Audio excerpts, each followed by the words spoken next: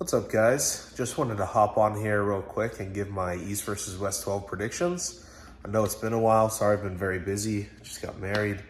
Life's been busy, but hopefully I can hop on here and make some more videos. First of all, huge thank you to Ingen Terzi for putting on such an amazing event. In my opinion, the biggest arm wrestling card of all time. Match number one is Stoyan Golmanov, I believe is how you say his name, versus Brandon Elsesser. For those of you who don't know Stoyan, he's very, very, very legit arm wrestler. He's been arm wrestling almost 30 years, multiple-time world, national, and European champion, so he has a lot of accolades under his belt. He has wins on guys like Krasimir Kostadinov. He has wins on guys like Yordan Sonev, just to name a couple. He is, in my opinion, coming into this as a very heavy favorite. Brandon Elsesser is the flip side of that coin. He was originally set to pull Arsen Liliev, who obviously legend in his own right. Arsen just coming back, I think, was a much easier match than Stoyan is. I actually had Brandon in a very close match with Arsen. Unfortunately for Brandon, as much as I'm rooting for him, home team, Team West, of course, I really think that this is going to be Stoyan 3-0. And I would put that as a pretty heavy lock. I would have Stoyan winning 85% favorite. I'd imagine more people know who Brandon Elsesser is, so he's probably going to have more votes than that. But if you know Stoyan, you know that this is a tough match. Match number two on the card is Talget Aktayev versus Betkili Onani. Apologies for not being able to pronounce those names. I'm trying my best here. They're not both Alexander, at least, right? So, Talget, for those of you who, I don't know how familiar you are with both of these athletes. Talget out of Kazakhstan known for speed, technical ability, very, very large training camps. Ton of high level athletes coming out of Kazakhstan, and Talget is probably the fastest out of all of them, maybe fastest arm wrestler of all time. Incredible speed. He has a lot on his side. Betkili, not slow by any means, but definitely not going to be able to match Talget's speed, in my opinion. Betkili is someone who has been competing at the top level for a long time, same as Talget. Betkili, I last saw him in person compete at, I believe it was East versus West 4. It could have been 2, but I believe it was 4 when he faced Oleg Zok left-handed. And that match, Oleg won 3-0, but the score doesn't really show how the match looked. Betkili was dug in deep every single round, absolute brutal wars. In my opinion, Betkili has more stamina than Talget. This is a really good match. Ingen, of course, set an amazing match with this. It's hard for me to pick a winner. Like I said, they both have great accolades, both world champions, national champions, Betkili European champions, championships. Talget has Asian championships. Great accolades. I'm gonna lean towards Talget 55-45 in a 3-2 victory. Round 5, Talget wins by flashbang. Match number 3. Next up, we have Nugzari Chikadze versus Petro Marhinart, something. Again, I apologize for my pronunciations. These two guys in the European scene, in the WAF scene, very, very notable guys.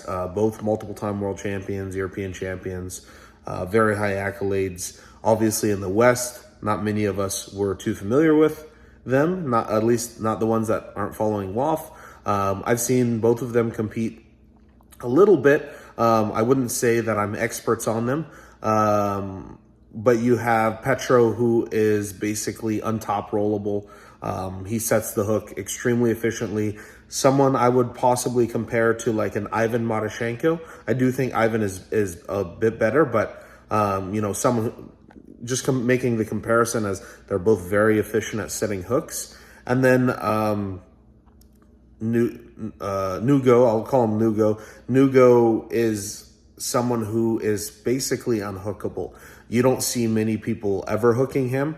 I've never seen him get hooked. He might have got hooked in the past.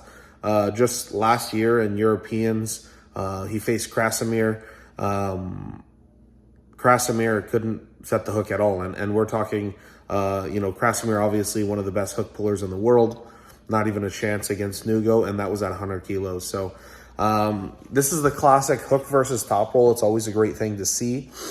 Me personally, I think that Nugo's speed is going to be a big advantage. Sometimes you see Petro losing to speed. So I do think that Nugo has the possibility of sneaking a couple from speed. But I do think Petro is probably the favorite in this match, just based off of their wins and their opponents. It's a little bit of a guess, but based off of what I'm seeing, I'm going to take Petro 60-40, 3-1. Next match is Sandraetus versus Ibrahim Sagov. Ibrahim Sagov. Great match, amazing match. I believe this is happening at 115. It might be at 105. I don't think it matters too much. Ibrahim, last time we saw him on the East versus West stage was against Todd Hutchings, I believe, where Todd just barely squeaked out the win 3-2 in quite the amazing match. Sandraetus, I believe the last time we saw him, the last time I can remember, was against Pavlo Durbanyev, where he won 3-1. Sandra's obviously incredible athlete. I lost to him, so he must be like world level, right?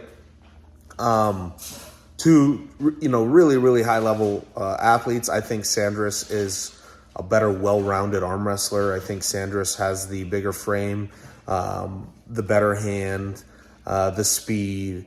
But I think as far as horsepower goes, Ibrahim is much stronger. I say much stronger, maybe 5 to 10% stronger, which in arm wrestling is a ton. Amazing, amazing, amazing match. I'm going to have to take Ibrahim 3-1, and that's just because I don't believe that Sandraetus can do anything with Todd. And after I saw Ibrahim get that close to beating Todd, that sold me. So, yeah, I'm gonna take Ibrahim 3-1 over Sandraetus, and I'm gonna say Ibrahim is the 65% favorite. Next up, we have Tobias Berg versus Camille Jablonski, left-handed super heavyweight matchup. One of my favorite matchups on the card, at least in the top 5, maybe even in the top 3 for me. You have Camille Jablonski out of Poland versus Tobias Berg out of Sweden. Both incredible athletes, both just on the rise, tons of potential. Tobias is only 26 years old. Camille's a little bit older than that, but he's really just coming into his own as an arm wrestler. I'm incredibly excited to see it. It's a press versus a top roll. Although both guys have some other options, that's really the main focus. Camille obviously coming off of a huge left-handed win over Devon Larratt. Tobias Berg coming off of an extremely dominant win over Wagner Bortolato. So both of these guys have a lot of fire behind them coming into this, a lot of steam, if you will. I'm super, super, super excited. I'm sure you all know who they both are. I don't have to introduce them, but for me, Tobias has to be the favorite. I think he has more high-level wins. I mean, he beat Prudnik 3-0, 3-1. He got a pin on Morozov, even left-handed. His only loss in recent years is to Morozov and Vitali. In my opinion, 2 of the top 3 guys left-handed in the world. I think Tobias is right behind there at maybe 4 or 5. And Camille, I think his left-handed win over Devon is amazing, not taking anything away from him. But Devon's known for his right arm, and we haven't seen Camille get a world-level win other than Devon. So really interested to see how it goes. I have Tobias as the favorite. I wouldn't be surprised no matter what, but I have Tobias winning 3-0, and I think Tobias, I would lock him in at 65%, but really, really excited to see how it goes. Next up is a little bit of a social media match. You have Alexander Schoolboy Beziazkov versus Leonitis Arona. Both incredible athletes. I think Schoolboy, as far as an arm wrestler, he's been around a lot longer. He has a lot more experience. He's grown up around the sport, tons of potential, great training camp. Leonitis coming in from the strength world, powerlifting, bodybuilding, things of that nature. Incredible athlete, but newer to arm wrestling. I believe Leonitis is coming off of a win against Larry Wheels, where he beat Larry 4-0, I believe, at King of the Table. Someone correct me if I'm wrong. Schoolboy, I don't recall his last match. I think the last time we saw him at East versus West was way back, East versus West 2 against Herman Stevens, where he won 3-1. A lot has changed since that for Schoolboy. I'm not sure how much has changed for Leonitis. Schoolboy, more technical, more speed, stronger hand and wrist, bigger frame, more leverage. All Leonitis really has is the horsepower and the King's move. But in my opinion, Schoolboy should win this relatively easily. If he doesn't, I wouldn't take anything away from Schoolboy, but I would be very impressed with Leonitis, if that makes sense. Schoolboy, he's still young. I think he's a year younger than me, so that makes him 24, tons of potential. Leonitis, I think, is only a year older than me, so he's also super young. But I don't know if his potential is as high because he has such a focus in bodybuilding and powerlifting, and most of the time you can only be world level at one thing at a time. There's some guys that can do multiple, but that's the case most of the time. So for me, Schoolboy is a 70-30 favorite.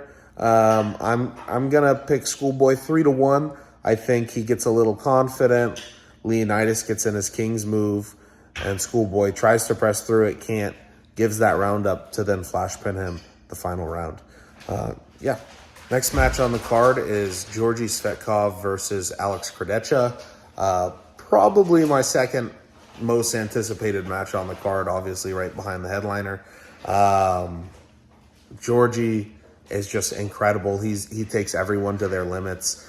Hand and wrist, insane, unhookable. I don't know the last time he's ever been hooked. I mean, he faced, in my opinion, the best hook puller in the world in Artem Morozov, and Artem couldn't do anything. Given Artem was a little sick, but still, I don't think that would have changed the fact that Georgie wasn't getting hooked that day. And he's taking on the Polish giant, Alex Krdecha. Alex, left-handed, we just saw him pull Morozov in a crazy battle. Super impressive. Right-handed, we haven't really seen much from Alex in a long time. He took some time off to focus on training and healing and this and that. Alex isn't the type of guy to come back for a match that he's not ready for. We saw that with the left arm. He didn't win, but he made it extremely close. So obviously he was ready for that match. And then, I believe that the case is going to be the same with Georgie. I'm a huge fan of both of these athletes. I really think it could go either way. It's hard for me to call. I'm going to say Alex 3-2. But I'm going to say it's 50-50. No result will surprise me. 3-0, 3-2, 3-1, either direction. I'm just really, really excited to see it happen. Next up on the card is the first world title match and the only women's match on the card. It's Fia Rysick versus Catarina Nikeva. Both incredible athletes. I just want to start there. Both really, really amazing athletes. I mean, every athlete on an East versus West card is going to be amazing, especially when it's for a world title match. Fia Rysick, as far as I know, is undefeated at East versus West. I believe she's 3-0. She might be 2-0, but I believe she's 3-0. She's coming out of Sweden. Katarina Nikeva, I believe, coming out of Russia. If you're not familiar with Katarina, because this is her first East versus West appearance, she was probably the most dominant female arm wrestler in her weight class for quite a long time. Really, really amazing. This, to me, is kind of like a comeback match for her. And anytime that there is a comeback match, I always favor the person who's established versus the person who's coming back, just because you can never really know their shape. Now, she accepted a match at East versus West. I'm sure she's in incredible shape. I know she's still been active in Russia. When I say comeback, I mean more at that world level competition. So to me, I'm going to take Fia Rysick 3-1, 55%. Maybe 60-40. Fia 60-40, 3-1 over Catarina Nikeva. Next is Mindaugas Tertius versus Arthur Makarov. Incredible match. I'm glad we finally get to see Makarov back at East versus West in his own weight class. Of course, we saw him against Ingen Terzi. I believe that was East versus West 1, where Ingen got injured in an incredible match. Then we had Arthur Makarov against Adam Rozinski, which I believe was East versus West 7. Obviously, Arthur was coming up basically 2 weight classes. Adam came down 1 weight class. Adam was able to get the 3-1 victory there. But now we get to see Arthur really in the weight class. He shines again in the first time on the East versus West stage in a long time. I'm going to have to take his opponent, though. I'm going to have to take Mindaugas Tertius. Mindaugas really impressed me with his abilities when he faced Daniel Prokopchuk. I had Prokopchuk as a heavy favorite going into that. You saw the first 2 rounds. Prokopchuk just kind of played with him, which I think was Prokopchuk's mistake. That match could have gone differently had Prokopchuk not been so cocky, but Mindaugas didn't give up, kept adjusting, kept finding lanes, and really in the setup was able to take everything from Daniel. So super impressive from Mindaugas. But for this world title match, I'm going to have to take Mindaugas. Close, 55-45, and I'm going to say he's going to win 3-2. I'm sorry, world title matches are best of 7, so I'm going to take him 4-2, and I'm also going to take Fia versus Catarina 4-2. The next matchup on the card is another world title match. We have the 95 kilo world title match, Sasho Andreev versus Irakli Saginashvili. Amazing match.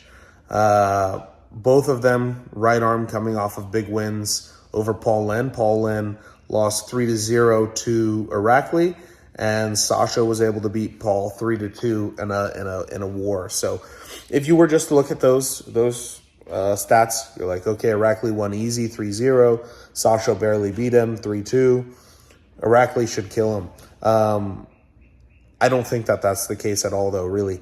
I think that Irakli had the perfect style for Paul, and I think that Sasha has a great style to beat Irakli. So, sometimes when you look at match results on paper, it doesn't really tell you the whole story, and it doesn't really tell you style matchups or anything like that. So both are incredible athletes. I have to pick Sasha. I don't think that he's another one of those guys that are really untop rollable. You don't really see him getting top roll. I mean, you saw Artem Tainov do it on the left, but on the right, I don't recall the last time Sasha got top rolled. And even when he does, he has this press drag move that he can do. I think it's incredible. I'm going to take Sasha 4-1, 60-40. Next up, Michael Todd, Frank Lamparelli. What a great match. We have Frank coming off of his huge win over Matt Mask at East versus West 10. And then you have Michael Todd. This is really his comeback match. I mean, he pulled Pavlov at his house in a ref super match, but at his house. He looked strong. He looked confident. Talked to Michael not too long ago on the phone. He was telling me how he was feeling and his game plan. I think Michael is prepared. I think that he's waited long enough in his comeback since his injury to really show he's back at that level. Last time we saw him at East versus West was maybe against Rivas, where he only lost 3-2, or it could have been Angarbayev, where I believe he also lost 3-2. Michael is in it with the highest guys in the world, the highest level guys in the world. Frank, amazing top roll. I mean, he has a win on Georgie Svetkov at Worlds last year, if I'm not mistaken, or 2 years ago. So really incredible top roll. The issue is when you're facing Michael, taking his hand isn't the whole picture. You have to have some sort of pinning pressure to be able to beat him, typically in a press. And we saw Frank Lamparelli struggling to pin Matt Mask when he took Matt Mask's hand. And Matt Mask is going to be a whole lot easier to pin than Michael Todd is right-handed. So in my opinion, I think that Michael should win this 3-0. However, I think it's going to be 3 battles. I think it's going to be 3 wars. I think Michael's hand is going to be exposed. Frank's going to be a couple inches from the pin pad. It's going to be amazing. I just don't see Frank having the pinning power to secure the victory. So, yeah, Michael Todd 3-0, 65-35. Next up, the lightweight world championship. We have David Samusha versus Nerdlet Eiderhan. Wow. That's what I have to say about this match. Nerdlet coming up from, I believe he started at 65. He came up to 70, 75, and now he's 80, and then 85 kilo, because this is the 85 kilo world championship. Super fast. I mean, he's from Kazakhstan. You know he's going to be fast. You know he's going to be technical. You know he's going to be good everywhere. Really incredible athlete. I'm excited that he moved up a class. We get to see someone new challenging the champ being David Samusha. Samusha is a guy who really has proven he's kind of the man at that 85 kilo class. I think he's 7-0 in title defenses, which is just absolutely incredible. I think if someone were to beat him, it might be Nerdlet, though. Nerdlet is such a complete, powerful, fast arm wrestler. I'm really interested to see. I think last time I saw Nerdlet compete in person was against Yusuf from Turkey, and I'm pretty sure that was Nerdlet. I might be mistaken. Let me backtrack. I'm not totally sure the last time I witnessed him compete, but, I've seen all the videos, of course. 50-50 is what I'm going to do. Actually, I'm going to say 51-49, and I'm going to give the 1% to Samusha, just because when you're undefeated for so long, you have to be the favorite. And you'll kind of understand that that's my thought process going into most matches. If you're undefeated and you've proven yourself to be the man, you have to be the favorite when it comes to betting. So yeah, I'm gonna take Samusha 4-3, 51-49. This might be the closest match on the card. Next up, super heavyweight left-hand matchup. We have Hermes Gasparini versus Alazan Muratov. Muratov, not really a super heavyweight, but competing in the super heavyweight because he's just too dominant. I think he's coming in at like 110 kilo, if I'm not mistaken. Hermes, obviously an established super heavyweight right arm athlete. Left arm hasn't been too impressive over the course of history, but he didn't like losing on the East versus West stage last time. He's been training hard. If you asked me 2 months ago who I thought was going to win this match, I would have said, dude, come on, Alazan 3-0, 90% sure. Now, after seeing Hermes training and his lifts go up and how serious he's taking this left-handed match, that's a guy who really doesn't like to lose. I'm going to take Hermes, actually. So from super confident in Alazan to a little bit confident in Hermes. That's kind of been my swing. It's not a world title match. I'm going to take Hermes 3-1, 60-40. 55-45, actually. 55-45. Hermes 3-1. But wow, amazing matchup. I'm excited to see if Hermes can pull it off. I still have Hermes as the underdog on paper, but I think he could pull it off. And of course, the final match, the one that everyone in the arm wrestling world and beyond is excited for. We have the rematch. We have the undefeated, undisputed super heavyweight world champion, Levan Saginashvili, taking on the number 2 in the world, the fan favorite, the most famous arm wrestler in the world, Devon Larratt. I am so excited for this match. I have been talking to everyone, just like every arm wrestler has been, about, who do you think's going to win? How's it going to go down, this and that. And I'm just like incredibly excited. To start, if I were betting, which I am, but I'm not going to tell you who I bet for, but if I were betting, and someone was asking for betting advice, let's say, I would say you have to always bet on the person who has proven themselves with history.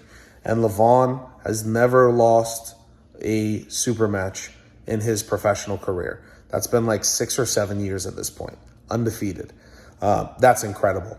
No other athlete that I know of in history has done that, has been undefeated, number one in the world for 6 or 7 years.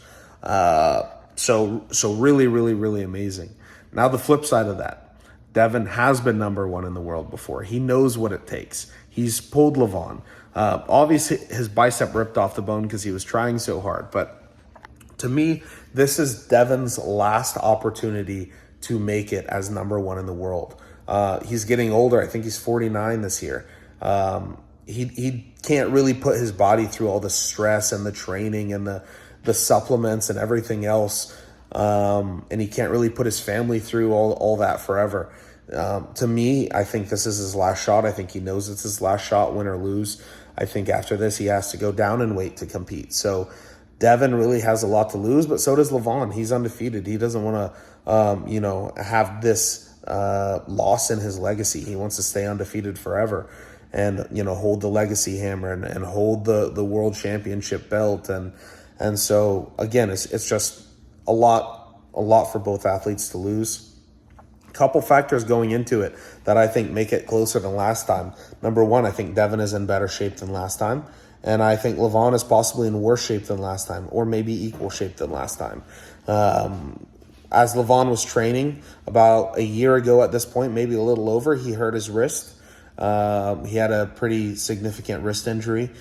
He got treated for it. He's been healing.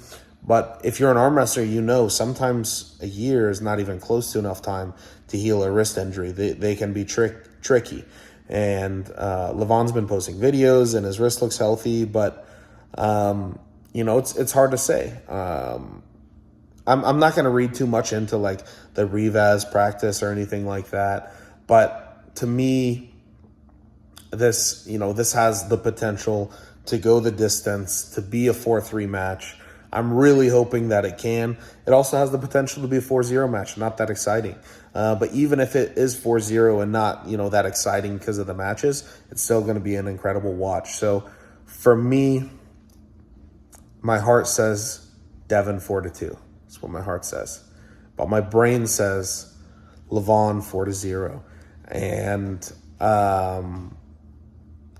it's hard to say. I'm going to say 51-49 Levan, but I'm rooting for Devon. So anyways, thanks guys for watching, and tell me in the comments, who do you think is going to win these matches? Who am I wrong about? And what's your most anticipated match other than Levan and Devon? Thanks.